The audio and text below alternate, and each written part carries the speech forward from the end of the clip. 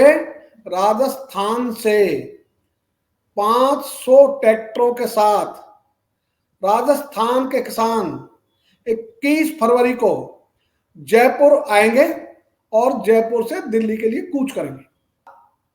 दूदू से आरंभ हुआ आंदोलन देशव्यापी है। इतना ही नहीं, सबसे ज्वलंत मुद्दा है कि ये जो आंदोलन है ये राजस्थान से शुरू हुआ और उसके बाद में 2016 के बाद हम गए देश में कील गाड़ना, रोकना, दीवारें खड़ी करना। तो हमने कहा भारत सरकार ने किसानों के विरुद्ध जो युद्ध छेड़ा है ये अच्छी स्थिति नहीं है। सरकार उनके खिलाफ युद्ध छेड़ रही है जो उनको बनाने वाले हैं। और ये आंदोलन देश के हर किसान का आंदोलन है।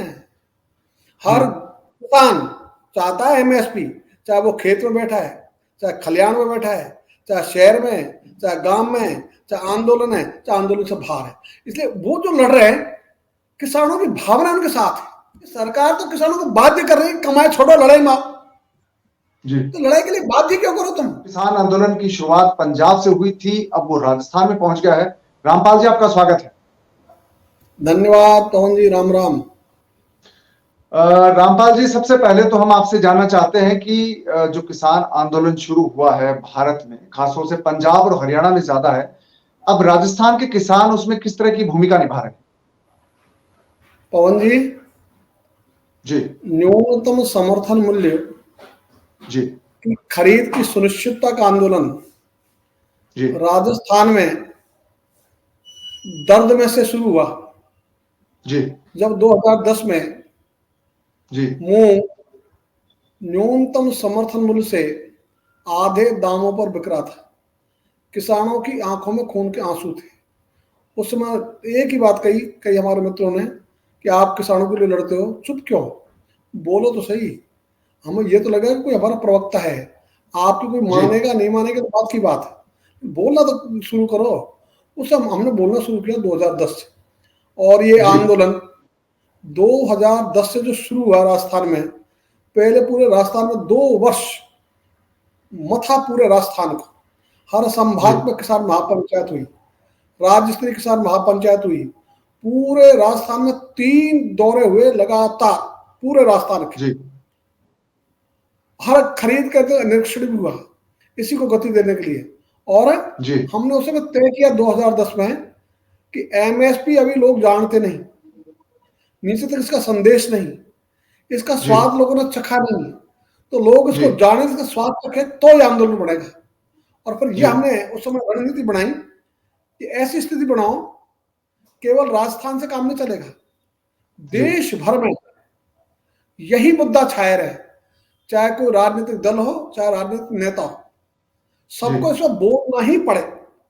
और वो स्थिति 14 वर्ष में यहां तक आई। ये स्थिति जो आई है, और इसलिए जब मुझे ध्यान है पवन जी, जब हमने 2016 में दूदू से दिल्ली ट्रैक्टर कूच किया, उसके हमने 6 महीने तैयारी की थी। तो लोग कहते थे आप ट्रैक्टर से क्यों चल रहे हो, कौन जाएगा ट्रैक्टर में, आजकल शादी ब्याह में नहीं बैठते ट्रैक्टर में। ये जो परसेप्शन था उस समय का, लोगों की धारणा थी, आज बदल गई। तो 2016 में राजस्थान से ट्रैक्टर कूच शुरू हुआ, शाहजहां बॉर्डर पर रोका, वहां पड़ाव डाला किसानों ने, और वो भी 24 दिसंबर की रात को। इसलिए सुबह 3 अधिकारी दिल्ली से आए, ठिठुरते किसानों के बीच में। उनका आप चलो, कृषि मंत्री राधा मोहन सिंह आपके शिष्टमंडल से मिलेंगे। हमने कहा हम तो नहीं जाते जी, हम तो तब जाएंगे यहां से दिल्ली जब प्रधानमंत्री स्तरीय वार्ता होगी। तो उनका आपकी नाराजगी है क्या कृषि मंत्री से, तो गृह मंत्री से बात करा दे, जिस कैबिनेट मिनिस्टर्स का उससे आपकी मीटिंग करा दे। मैंने कहा हमको किसी भी मिनिस्टर से नहीं मिलना। कारण क्या है? कारण यह है, यदि इनसे हमने वार्ता कर भी ली तो ये तो पॉलिसी बढ़ा नहीं सकते, पॉलिसी मेकिंग सारा है पीएमओ के पास। 8:30 बजे से 10 बजे तक 1 घंटा 31 मिनट वार्ता हुई प्रधानमंत्री कार्यालय में दिल्ली। पहली बार 2014 के बाद में प्रधानमंत्री कार्यालय में किसी भी प्रकार का शिष्टमंडल किसानों का वहां तक पहुंचा ही नहीं। ये पहला शिष्टमंडल था जिसमें हरियाणा के भी थे, मध्य प्रदेश के भी थे, जिसमें उत्तर प्रदेश के भी थे और दिल्ली के भी थे, सबको हमने बुलाया हुआ था, सब ज्वाइन कर रहे थे हमको। अब ये जो वार्ता हुई सकारात्मक रही और उन्होंने एमएसपी के लिए हाँ किया कुछ नहीं। तो 2016 25 दिसंबर को वार्ता हुई। इसलिए मैं ये कहना चाह रहा हूं कि ये जो आंदोलन है ये राजस्थान से शुरू हुआ और उसके बाद में 2016 की वार्ता के बाद हम गए देश में, जितने भी किसान संगठन थे सबसे हमने संपर्क साधा, कुछ ने हमसे संपर्क साधा और उसका हमने समूह बनाना शुरू किए कि भाई हम 2 ही मांग रखो, तीसरी मत रखो, ऋण मुक्ति और पूरे दाम यानी एमएसपी। तो दोनों काम एमएसपी से पूरा हो जाता है, ऋण मुक्ति भी हो जाता है किसान और उसको दाम भी मिल जाता है। तो एमएसपी को अपना मुद्दा रखो। और अच्छी बात ये पवन जी, वो जो अपना आग्रह था राजस्थान का, वो देश के सारे संगठनों ने स्वीकार किया धीरे धीरे। 6 समूह बड़े संगठनों के और 6 के बाद वो फिर एक ही बना। और 2017-18 में जब मंदसौर में घटना हुई, 5 किसानों पर, हाँ जी किसानों में गोली चली, हमने फिर उसको मंदसौर से शुरू किया, वहीं पहुंचे। और जो कर्फ्यू था, एसपी कलेक्टर मना कर रहे थे कि आप मत जाओ, आपके साथ कुछ भी हो सकता है। हमने कहा जो भी होगा हम उसको सहन करने को तैयार, हम जाएंगे। तो आगे पुलिस की गाड़ी, पीछे पुलिस की गाड़ी, पुलिस का अनाउंसमेंट, उसके उपरांत भी हर शहीद के हम घर गए, हर गांव में जाकर श्रद्धांजलि सभा की। कर्फ्यू में कोई नहीं पहुंचा था वहां। और ये पहुंचने के बाद वो जो मंदसौर था उसने इस आंदोलन को खड़ा किया पूरे देश में। एक लोगों में दर्द हुआ, तो दर्द के कारण से फिर आंदोलन शुरू हुआ। फिर हमने की किसान एकता यात्रा पूरे देश में। तो धीरे धीरे ये आंदोलन बढ़ा है, एक साथ नहीं बढ़ा। और धीरे धीरे बढ़ने से आज दूर से आरंभ हुआ आंदोलन देशव्यापी है। इतना ही नहीं, सबसे ज्वलंत मुद्दा है, इससे बड़ा मुद्दा देश का कोई नहीं।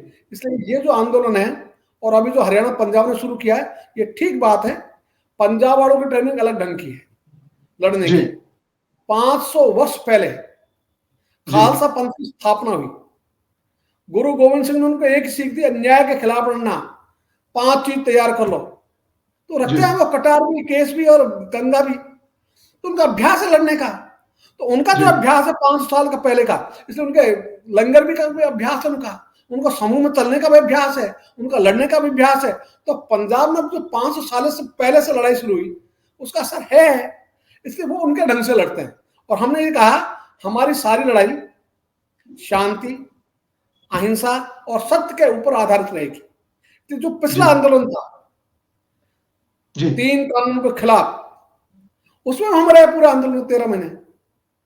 लेकिन ये हिंसा ये हमको कभी पसंद नहीं रही, क्योंकि हिंसा से आंदोलन कमजोर होता है, मुद्दे अभी जो शंभू बॉर्डर पे जिस तरह के हालात है, किसान वहां पर है और उनके बैरिकेडिंग की गई है, उन पर जो आंसू गैस के गोले छोड़ रहे हैं, तो अब जो राजस्थान के किसान हैं वो किस तरह से उस आंदोलन में शामिल हो रहे हैं? पवन जी, जैसे ही पंजाब के किसानों ने पंजाब से कूच किया, हमने पहले दिन ही उनके समर्थन में स्टेटमेंट इश्यू किया। और हमने ये कहा, जब उनको कील गाड़ना, रोकना, दीवारें खड़ी करना, तो हमने कहा भारत सरकार ने किसानों के विरुद्ध जो युद्ध छेड़ा है ये अच्छी स्थिति नहीं है। सरकार उनके खिलाफ युद्ध छेड़ रही है जो उनको बनाने वाले हैं। अरे तुम दिल्ली तक पहुंचे किसानों की सहायता से, तो जिन्होंने तुमको सिंहासन में बिठाया उन्हीं के विरुद्ध युद्ध छेड़ रहे हो। तो इसका हमने लगातार ये स्टेटमेंट दिया और पूरा सब जगह चला। उसके बाद में उनकी जो हिम्मत है पंजाब वालों की, उनका जो अपना ढंग आंदोलन करने का, उसमें वो आगे बढ़े हैं और आज भी वो जमे हुए हैं अपने स्थान पर। और पवन जी, ये आंदोलन देश के हर किसान का आंदोलन है।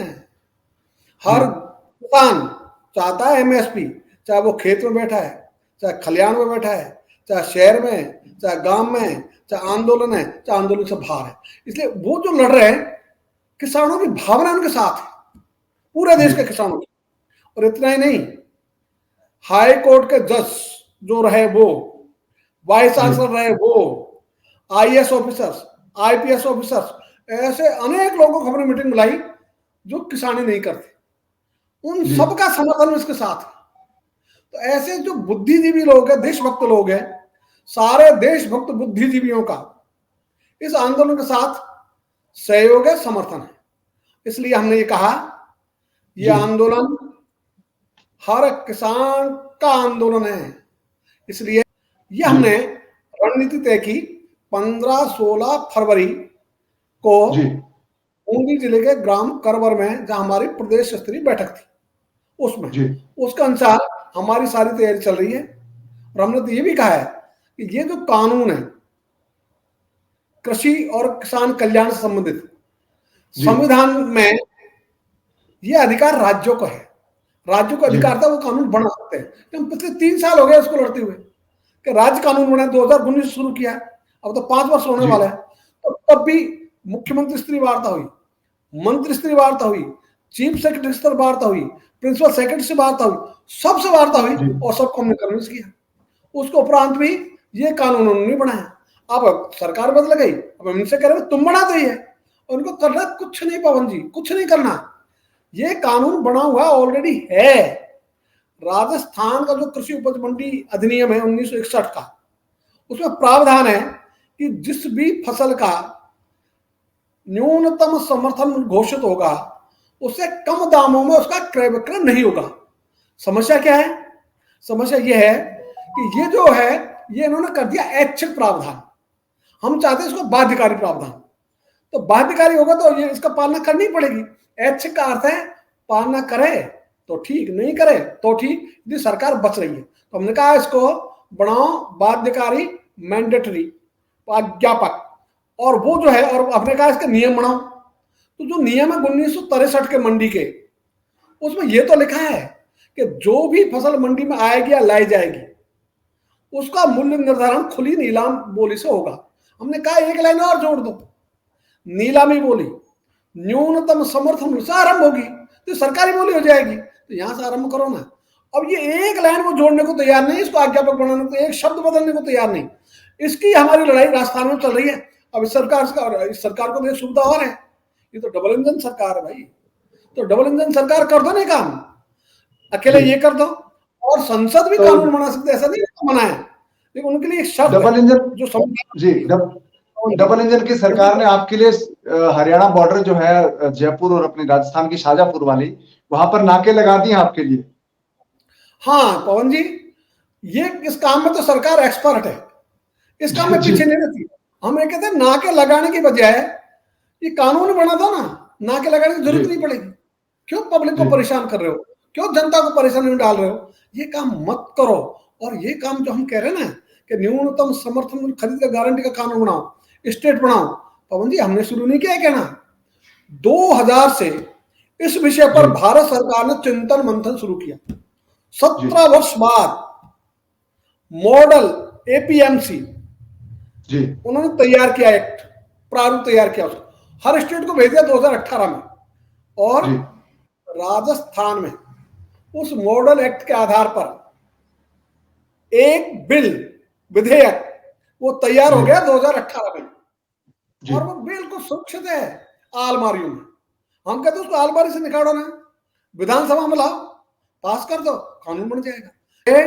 राजस्थान से 500 ट्रैक्टरों के साथ राजस्थान के किसान 21 फरवरी को जयपुर आएंगे और जयपुर से दिल्ली के लिए कूच करेंगे। ये काम करने को तैयार नहीं है। इसलिए बात तो बहुत अच्छी करेंगे, लेकिन जब करने का नंबर आएगा तो एक शब्द नहीं बदलेंगे, एक लाइन नहीं लिखेंगे, नहीं। ये जो काम है इनका, इसलिए किसानों को इसका दुख है, दर्द है। तो हमने कहा ये काम आप शुरू कर दो। तो भारत सरकार विरोध कर नहीं सकती, क्योंकि उनका मॉडल एक्ट बनाया हुआ उन्होंने भेजा है, तो वो भी तुम्हारा समर्थन करेगी। और अब डबल इंजन सरकार में तो कोई तुम्हारा विरोध करने वाला है ही नहीं। ये बनाओ कानून, मिलकर बना दो दोनों। तो इसलिए संसद भी कानून बनाना चाहे, उसमें 2 चीज जरूरी है पवन जी। पहली, देश की कोई भी 2 विधानसभाएं इसके लिए संकल्प पारित करें, या राज्यसभा वो संकल्प पारित करें। उनमें भी संकल्प पारित हो जाए तो संसद को अधिकारता मिल जाती है कानून बनाने की, तो बना दो। कोई मुश्किल नहीं है, न उनको मुश्किल न इनको मुश्किल। और पवन जी, ये जो हम काम कह रहे हैं ना कि कानून बनाओ, ये बात हमने शुरू नहीं की, ये तो सरकारी आयोगों ने, समिति ने शुरू की है जी। Doctor MS. स्वामीनाथन की अध्यक्षता वाला राष्ट्रीय किसान आयोग, उसकी रिकमेंडेशन है ये, और वो रिकमेंडेशन 2006 तक की। फिर उसके अलावा भी 2016-17 भारत की संस्था कृषि लागत एवं मूल्य आयोग, 3 बार उसने अनुशंसा की है कि एमएसपी की सार्थकता तभी है जब उसमें खरीद हो। जी। खरीद के बिना एमएसपी की घोषणा निरर्थक है। रोचक बात बताऊं पवन जी, अभी ये जो आंदोलन हुआ 3 कानूनों के समय का, जी, उसके बाद में वो आंदोलन रुका, उस समय सरकार ने एक समिति बनाने की बात कही कि हम न्यूनतम समर्थन मूल्य की सुनिश्चितता के लिए समिति बनाएंगे, और वो 12 जुलाई 2022 को वो समिति बना थी। 1 वर्ष पूरा हो गया, 1.5 वर्ष पूरा होने वाला है। उसमें जो एक उन्होंने उपसमिति बनाई केवल एमएसपी के, उन्होंने 3 विषय थे, हर एक उन्होंने उपसमिति बनाई। जो एक उपसमिति बनाई वो इस निष्कर्ष पर पहुंच गई कि किसानों के लिए न्यूनतम समर्थन मूल्य की सुनिश्चितता होनी चाहिए, उनके लिए इसके लिए कानून बनना चाहिए, और उन्होंने शब्द दिया रिजर्व प्राइस। जैसे गन्ना मिलों के लिए चीनी का रिजर्व प्राइस तय है, ऐसे ही किसानों की उपजों के लिए भी आप रिजर्व प्राइस तय कर दो, और उन उपजों को तो कर दो जिनका आप न्यूनतम समर्थन घोषित करते हो। यदि ये हो गया तो ये उनकी वो है निष्कर्ष, आपका हमारा थोड़ी है। तो ये भारत सरकार की बनाई हुई समिति है, प्रधानमंत्री स्तरीय समिति है, उसने कह दिया तब ये नहीं कर। तो इनका मन जो है वो मन नहीं है ये करने का। और यदि कानून बढ़ जाता है पवन जी, तो आज राजस्थान में जो देश की आधी सरसों पैदा होती है, यहाँ के सरसों उत्पादकों को अपनी सरसों 1 क्विंटल पर 1400 रुपए का घाटा उठाकर नहीं बेचनी पड़ती। उनको जो घोषित न्यूनतम समर्थन मूल्य है 5650 रुपए मिलते 1 क्विंटल के, जबकि आज मिल रहे हैं उसको 4200 रुपए। कैसा न्याय है। सरकार तो किसानों को बाध्य कर रही है, कमाए छोड़ो लड़ाई माओ। तो लड़ाई के लिए बाध्य क्यों करो तुम? तो कानून बना दो ना भाई, छोटा सा काम है तो बड़ा है ही नहीं। कि पवन जी ये काम सरकार कर देती है तो इससे बढ़िया बात कुछ नहीं हो सकती। इसलिए राजस्थान के किसानों ने इस लड़ाई को निर्णायक लड़ाई के रूप में लिया है, और जो 2010 से ये काम शुरू हुआ, 14 वर्ष पूरे हो जाएंगे 25 अगस्त को। तो हमने कहा भाई 12 वर्ष में तो घोड़े के भी अच्छे दिन आ जाते हैं। और जो पांडवों का था ना वनवास और अज्ञातवास, वो भी 13 वर्ष पूरा हो गया, और राम का वनवास भी 14 वर्ष पूरा हो गया। तो कहीं तो देखो, ये जो सरकार की नीति है इससे रोष किसानों में बढ़ा है। इसलिए राजस्थान का किसान अपने ढंग से लड़ता है, और अपने ढंग की लड़ाई ये 500 ट्रैक्टर के साथ ये शुरू होगी जयपुर से दिल्ली कूच की। ये हमारा पूरा प्लान है, पूरी रणनीति है पवन जी। तो रामपाल जी, आपने बहुत अच्छे से ये जो एमएसपी की डिमांड है, आंदोलन को लेकर अपनी बात रखी है। तो 21 तारीख का जो मीटिंग का जो ट्रैक्टर मार्च है उसको लेकर तैयारियां भी है। तो उम्मीद करता हूं कि जो राजस्थान के किसान है वो आपको ज्वाइन करेंगे, जुड़ेंगे, और जो आपका मोर्चा है उसमें भी शामिल होंगे। तो आप हमारे साथ जुड़े रामपाल जी, बहुत बहुत धन्यवाद आपका। आपने बहुत अच्छे से अपनी बात रखी है और एमएसपी की जो यात्रा है उसके बारे में विस्तार से बताया। धन्यवाद। राम राम पवन जी, अपन सब मिलकर ये कर पाएंगे, एक कोई नहीं कर पाएंगे।